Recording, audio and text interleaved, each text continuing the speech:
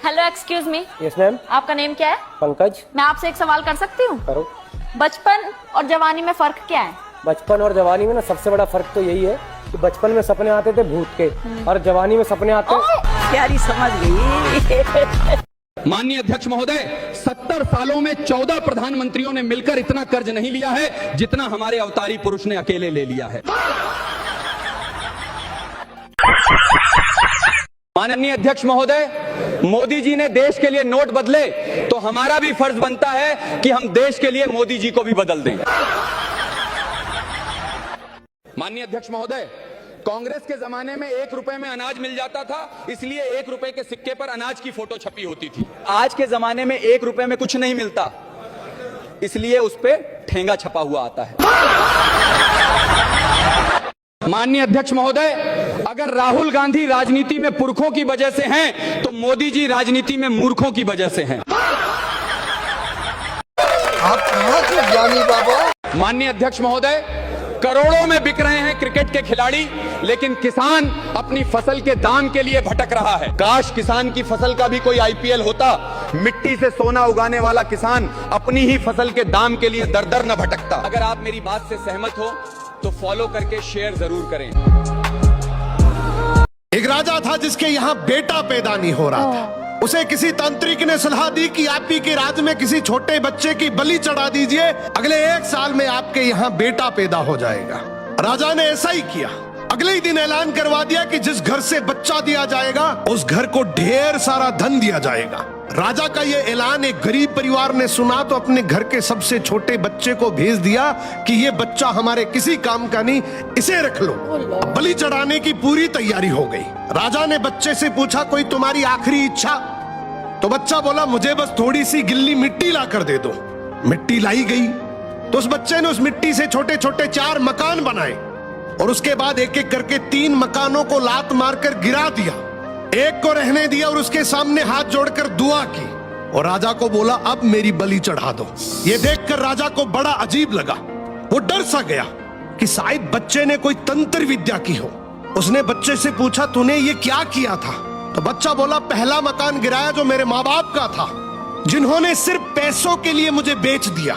दूसरा मकान रिश्तेदारों का था, उन्होंने भी मेरे माँ बाप को ऐसा करने से रोका नहीं, तो उनका भी मकान गिरा दिया। तीसरा राजा जी आपका तो काम है लोगों की रक्षा करना, लेकिन आप भी अपने लालच के लिए रक्षक से भक्षक बन गए। आपने तो अपने लालच के लिए मेरी जिंदगी खत्म करने की सोच ली, तो मैंने आपका भी महल गिरा दिया। और ये चौथा मेरे भगवान का घर है, उसके सामने मैंने हाथ जोड़कर कह दिया कि अब सब तू संभाल लेना।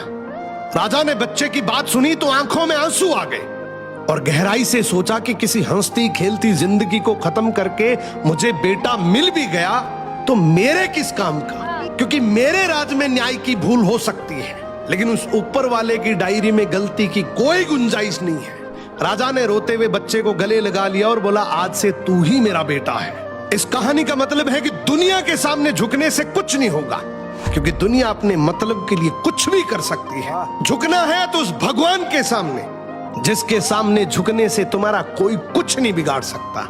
समर्पण करना है तो उस परम पिता परमेश्वर को करो। वाह वाह वाह। सोने को भी आकार देने के लिए लोहे के हथौड़े से पीटा जाता है और लोहे को भी आकार देने के लिए लोहे के हथौड़े से पीटा जाता है। जब सोने को पीटा जाता है तो आवाज नहीं आती, लेकिन जब लोहे को पीटा जाता है तो जोर जोर से आवाज आती है। इसी बात पर एक बार सोने ने लोहे से पूछा, भाई मुझे भी लोहे के हथौड़े से पीटा जाता है और तुझे भी लोहे के हथौड़े से पीटा जाता है, मैं तो आवाज नहीं करता लेकिन तू इतना चिल्लाता क्यों है?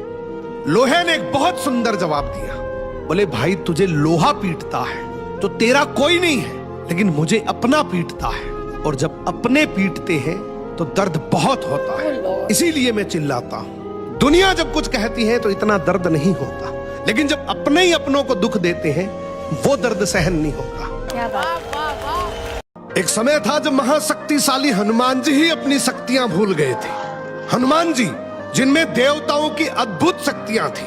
जब माता सीता का पता लगाने समुद्र पार रावण की लंका में जाना था तो वानरों में इतना शक्तिशाली कोई नहीं था जो समुद्र पार कर सके। उन सब में हनुमान जी भी भूलवन समुद्र किनारे बेबस खड़े थे। तब तब जामवंत जी ने हनुमान जी से कहा, तुम वो हो जिसने सूर्य को बचपन में फल समझकर निगल लिया था। तुम वो हो जिसकी दहाड़ से असुर कांप उठते हैं, और आज तुम इस समुद्र के सामने लाचार खड़े हो। जागो पवन पुत्र हनुमान, याद करो अपनी शक्तियां। बस इतना सुनते ही हनुमान जी ने अपनी शक्तियों को याद किया और आंखों में दिव्य ज्वाला जग उठी। उनके भीतर सोई हुई ऊर्जा फूट पड़ी और दहाड़ते हुए उड़ चले समुद्र पार करने श्री राम के कार्य के लिए। इसी तरीके से कभी कभी हम सब भी हनुमान जी की तरह अपनी ताकतों को भूल जाते हैं, लेकिन याद रखो, शक्तियां कभी कहीं खोती नहीं, बस उसे याद करने की जरूरत होती है। तो अगर जीवन में तुम्हारी ग्रोथ रुकी हुई है ना, अपने अंदर के हनुमान को जगाओ, क्योंकि जब तुम ये जान जाते हो कि मैं क्या हूं और क्या कर सकता हूं, तो असंभव भी संभव बन जाता है। वाह वाह वाह। बहन से राखी बंधवाकर उसने जेब में हाथ डाला तो 20 रुपए का मुड़ा तुड़ा नोट बाहर आया। उसे उसने झिझक के साथ थाली में रख दिया। बहन के चेहरे पर अजीब से भाव आए, मगर बहन ने तुरंत खुद को नियंत्रित किया और 20 रुपए के नोट को उठाकर माथे से लगाया और बटुए में रख लिया। दूसरे दिन भाई जब बहन को बस स्टॉप तक छोड़ने आया तो बहन ने चुपके से 20,000 रुपए उसकी जेब में डाल दिए। भाई उछल पड़ा, ये क्या कर रही हो दीदी, क्यों पाप चढ़ा रही हो? बहन ने आंसुओं को रोकने की कोशिश करते हुए कहा, रख ले, बचपन में मेरे हिस्से की चीजें खा जाता था, तब तो तुझे पाप नहीं लगता था, तू छीन कर खा जाता था। मैं नकली गुस्सा करती थी, तुझे खिलाकर मुझे बहुत खुशी होती थी। अब तू परेशानी में है तो मुझे नींद कैसे आएगी, तू ही बता। कहते हुए वह रो पड़ी। भाई भी बहन के गले लगकर रो पड़ा। किस्मत वालों को ही बहन का प्यार मिलता है। अगर आप भी खुद को किस्मत वाला मानते हैं तो बहन के लिए प्यारा सा कमेंट जरूर कीजिए। वाह वाह वाह। एक जंगल में एक हिरनी अपने छोटे बच्चे के साथ रहती थी। घर के पास एक नेवला भी रहता था जो बच्चे की रखवाली करता था। एक दिन हिरनी पानी पीने नदी की ओर गई, तभी झाड़ियों से एक काला सांप उसके घर में घुस आया और जैसे ही वो हिरनी के बच्चे की तरफ बढ़ा, नेवले ने तुरंत झपटा और सांप को मार गिराया। वो खुशी खुशी बाहर आया, मुंह पर खून लगा था। उसी समय हिरनी लौट आई। नेवले के मुंह पर लगा खून देखकर हिरनी ने समझा, जरूर आज इसने मेरे बच्चे को मार दिया। गुस्से में आकर हिरनी ने जोर से नेवले पर पत्थर मार दिया। अंदर जाकर देखा तो बच्चा सुरक्षित था और पास में एक सांप मरा पड़ा था। हिरनी को समझ आ गया कि उससे बहुत बड़ी गलती हो गई। वो दौड़कर नेवले के पास गई, लेकिन अफसोस नेवला तब तक मर चुका था। सो कई बार जो दिखता है वो असल में होता नहीं। कोई भी फैसला लेने से पहले एक बार उसके बारे में जरूर सोचना। किचन का वो कौन सा बर्तन है जिसे हम कभी नहीं धोते? कभी नहीं धोते? हाँ। कोई बर्तन नहीं है ऐसा। एक बर्तन है ऐसा, सोच।